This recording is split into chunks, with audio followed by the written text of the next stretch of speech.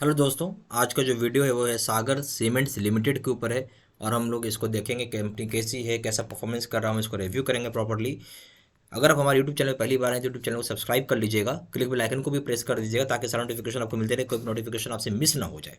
ठीक है, चलिए स्टार्ट करते हैं। सागर सीमेंट्स लिमिटेड जो है, इसका मार्केट कैपिटलाइजेशन देखेंगे 2,536 करोड़ रुपये की कंपनी है। यानी आप बोल सकते हैं एक एक आपके लिए मिड कैप नहीं, स्मॉल कैप कंपनी है ये। ठीक है, छोटी कंपनी है। ठीक है, नाम से समझ में आ रहा है कि सीमेंट का लाइन पे ये काम करती है, सीमेंट का मैन्युफैक्चर करती है और सीमेंट को बेचती है। करंट प्राइस 194 रुपये का। हाई और लो देखा जाए तो लो बनाया है 154 रुपये का और हाई बनाया हुआ है 308 रुपये का। स्टॉक P/E यहाँ पे कुछ नहीं दिख रहा। नहीं दिख रहा का मतलब है कि ये बेसिकली लॉस में है, इसलिए अभी नहीं दिख रहा है। ठीक है, बट लॉस में होने मतलब ये नहीं कि कंपनी खराब है, ये मत सोचिएगा। लॉस में है तो कंपनी खराब है मत सोचिए, इसलिए पूरा देखिएगा तो समझ में आएगा कि कंपनी में पैसा लगाना है या नहीं, कंपनी ने कैसा रिटर्न दिया, सब समझेंगे। बुक वैल्यू 118 रुपये का। डिविडेंड यील्ड देता है 0.34% का। ROC return on capital employed 8.27। ROE 4.85 है। फेस वैल्यू शेयर का है 2 रुपये। इसमें जो की रेशियो है, सबसे अच्छा की रेशियो क्या इसमें दिखता है, वो हमें दिखता है बुक वैल्यू दिखता है। क्यों दिखता है बुक वैल्यू? बुक वैल्यू इसलिए दिखता है कि करंट प्राइस से बुक वैल्यू मोटा मोटी 1.5 गुने दाम पे चल रहा है या 1.7 टाइम्स पे ट्रेड हो रहा है। ठीक है, अब हम चलेंगे, इसकी परफॉर्मेंस देखेंगे, कंपनी ने कितना रिटर्न इन्वेस्टर्स को कमा के दिया है, यानी इन्वेस्टर्स ने कितना पैसा इससे बनाया है सागर सीमेंट से, वो हम देखेंगे। वो जरूरी है देखना। चलिए वो देखते हैं। अगर आप एक दिन का करते हैं तो 0.83% पॉजिटिव में रिटर्न आ रहा है आपका। ठीक है, 5 दिन का करते हैं तो आपको माइनस में 2.42% का रिटर्न आ रहा है। एक महीना का करेंगे तो माइनस में 10.68% का रिटर्न आ रहा है। 6 महीना का कर देते हैं तो माइनस में 20.14% का रिटर्न आ रहा है। ईयर टिल डेट करते हैं तो माइनस में है 28.25% का नेगेटिव रिटर्न है। एक साल का देखेंगे तो यहाँ पे देखिए -0.81% का नेगेटिव रिटर्न है। 5 साल का अगर आप देखते हैं तो आ जाएगा 12.61% का पॉजिटिव रिटर्न है। 5 साल में कितना है? मात्र 12% का रिटर्न दिया है। कितना रिटर्न दिया है? हम बात करें 5 साल में तो मात्र आपको 12% का रिटर्न दिया है। अब हम चलेंगे इसका मैक्सिमम चलते हैं, तो मैक्सिमम आपको दिखेगा कि यहाँ पे बेसिकली कंपनी लिस्ट हुआ था कब, ये कंपनी। अब हम यहाँ पे कंपेयर मैक्सिमम पे क्लिक कर देंगे। तो अब जब मैक्सिमम पे आप क्लिक करते हो, ठीक है, तो अब हम यहाँ देखेंगे क्या कि यहाँ पे 2 फरवरी 2007 को यहाँ पे 31 रुपये 31 रुपये 68 पैसा इसमें था। यहाँ से वृद्धि होकर 162 रुपये 27 पैसा बना, मतलब उसमें जोड़ा गया, जो कि बन गया 193 रुपये 95 पैसा। यानी अब देखोगे तो 512.22% की वृद्धि हुई है। आपको समय कितना देना पड़ा? आपको समय देना पड़ा 15 साल। 15 साल में कितना पैसा बन गया? 5 गुना पैसा बन गया आपको, है ना। 5 टाइम्स पैसा आपको बना, तो कोई खराब पैसा नहीं बना। आपको ये समझ लो कंपनी कैसी है। ये कंपनी है बेसिकली सीमेंट के लाइन में, है ना। सीमेंट का मैन्युफैक्चर करती है और उसको सेल करती है, छोटी कंपनी है। आप अगर इनके ग्रुप का भी देखें, जैसे अल्ट्राटेक वगैरह का कंपेयर करेंगे, इतने साल में वो भी इतना ही मोटा मोटी रिटर्न दिया होगा। आप तो मैं से गुड ही मानूंगा। आपको देख रहा हूँ किस सेक्टर में आप कंपेयर कर रहे हैं। आप IT लिए हैं, सीमेंट लिए हैं, कंजम्पशन लिए हैं, क्या लिए हैं, वो थीम पे होता है।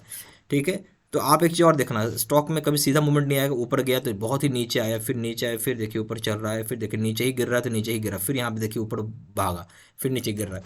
तो आपको इसमें स्टॉक पकड़ के बैठे रखना होगा लंबे समय के लिए, तो जाके आपको पैसा बनेगा, तब बनेगा, पक्का बनेगा। तो मैं इसे गुड की कैटेगरी में रखूंगा। अब हम चलते हैं इसकी क्वार्टर क्वार्टर बेसिस परफॉर्मेंस देखेंगे कंपनी का, उसके साथ ही साथ ईयर ऑन ईयर बेसिस भी कंपनी का परफॉर्मेंस देखेंगे। अब हम यहाँ पे कंपैरिजन कर रहे हैं लास्ट 4 क्वार्टर्स को।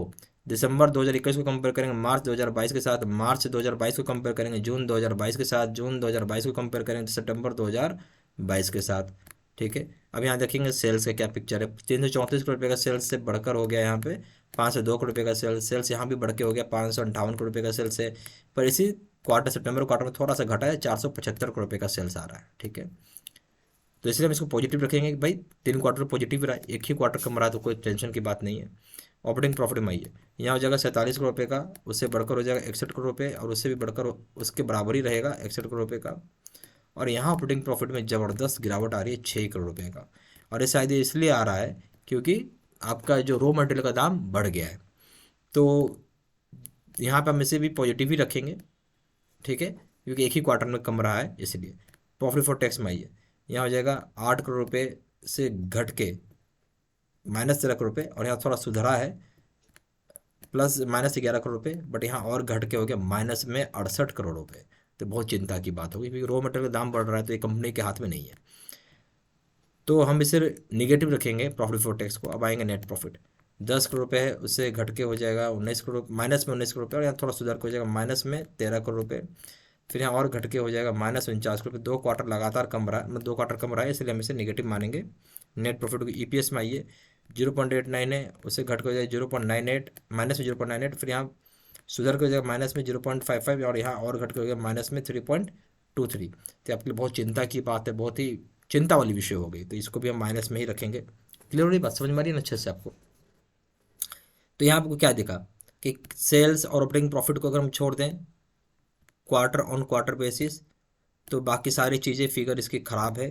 चाहे प्रॉफिट बिफोर टैक्स की बात करो, नेट प्रॉफिट की बात करो, ईपीएस की बात करो, सारे डामाडोल है, सब नीचे है। क्यों नीचे है, क्यों गिर रहा है? गिरने का कारण है रॉ मटेरियल के दाम बढ़ना, ठीक है, सबसे बड़ा कारण है।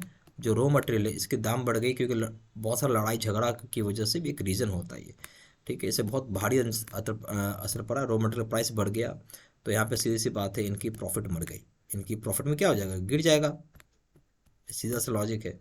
अदरवाइज कंपनी में कोई दिक्कत नहीं, बट हाँ हम बोलेंगे कंपनी ने पुअर परफॉर्मेंस डिलीवर किया है, ठीक है, ये जरूर बोल सकते हैं। यहाँ से तो ये दिखता है कि कंपनी की परफॉर्मेंस फिलहाल के लिए पुअर है, और इसका मतलब ये नहीं कि आगे भी पुअर रहेगी, ठीक है, अभी के लिए है।